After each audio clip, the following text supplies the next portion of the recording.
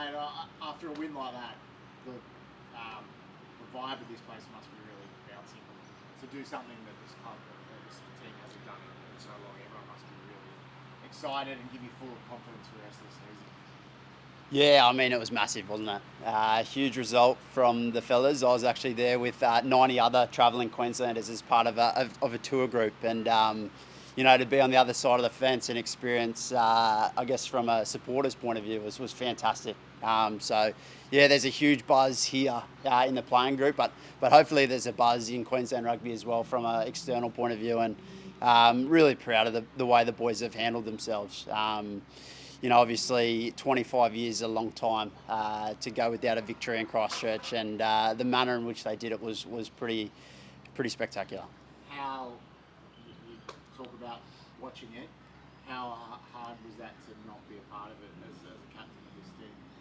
Yeah, obviously it was disappointing from a personal point of view, but mate, just to see how the boys have gone. The 3 weeks I've been out has been awesome. See how Liam Wright, has handled sole captaincy. He's been fantastic. He's been our best player for 3 weeks. And then just to see other guys as well step up has been awesome. Guys like Kalani, guys like Louis, Lawson, Tom Liner. I could be here all day listing, the players that have stood up whilst a couple of us have been out through injury and suspension as well. The squad depth's really healthy, and that can only be a good thing at this time of year. Les sort of intimated a couple of weeks ago when you first got suspended that you were really disappointed with yourself. How do you reflect on that, and how do you sort of make it up to your teammates that you weren't able to be there for the last couple of weeks? Yeah, I mean, obviously, it's something I'm not proud of. It's as a captain of this side, I let a lot of people down, and I've got to be and I will be better. So, but now it's up to me. I've got to earn my way back in the side. Because the boys have been playing so well. So, yes, I have to make up for what I did, but at the same time, we've had boys that have performed. And we probably should have been sitting with 3 wins at the end of it. So, obviously, the team's still got areas to work on, and hopefully I can help them reach where we want to head pre-finals and then into that. So, 4 huge games coming up, but none bigger than the Rebels this weekend.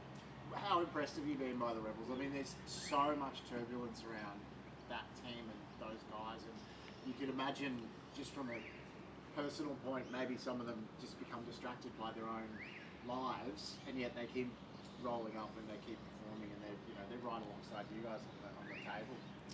Yeah, I think the Rebels have been a surprise packet this year, haven't they? They've been, like you said, they've got so much adversity going against them, and I know a lot of the players there really well. So.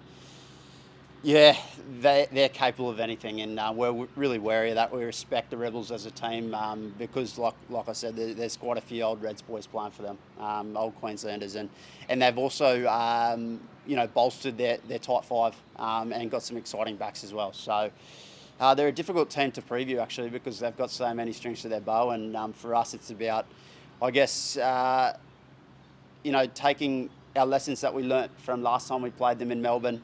We had a really good start to the game, but as soon as you give them a little bit momentum, they're a really good side. So, we've got to respect them across the park. Joe Schmidt was here sort of last week, and he came in and did some stuff with some of the guys. Did you have a chance to talk to him personally, and what did you get from that meeting about sort of Wallaby stuff and your future with the Australian setup going into these upcoming tests?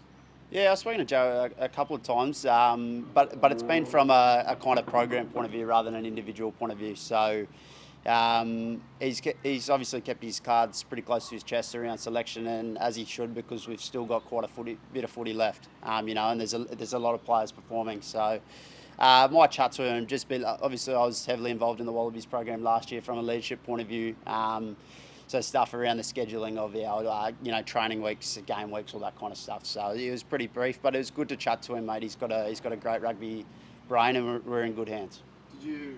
Was the topic of captaincy mentioned in any of those conversations? Obviously, it was something you got the honour of doing last year. Is it something you want to do? Is it something you brought up with him? We didn't speak about it, to be honest, mate. Obviously, it was a huge honour for me to captain one game last year, but mate, we didn't speak about it. And cultural round. I mean, it's the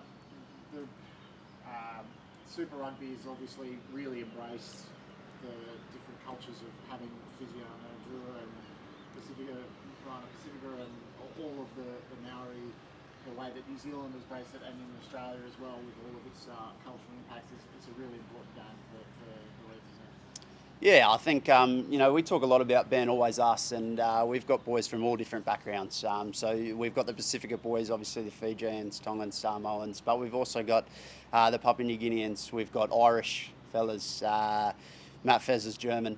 So it's our chance to kind of bring everyone we have all together and always be us, and share. I guess a couple of we'll do things as a team this week to. I guess talk a little bit about our backgrounds individually, and then collectively we'll rock up to a game and really celebrate the cultures of each and every person in the team. So it's an exciting week for the members of the squad, but it's also exciting for the QRU to have this round and I guess showcase the individuals in our side.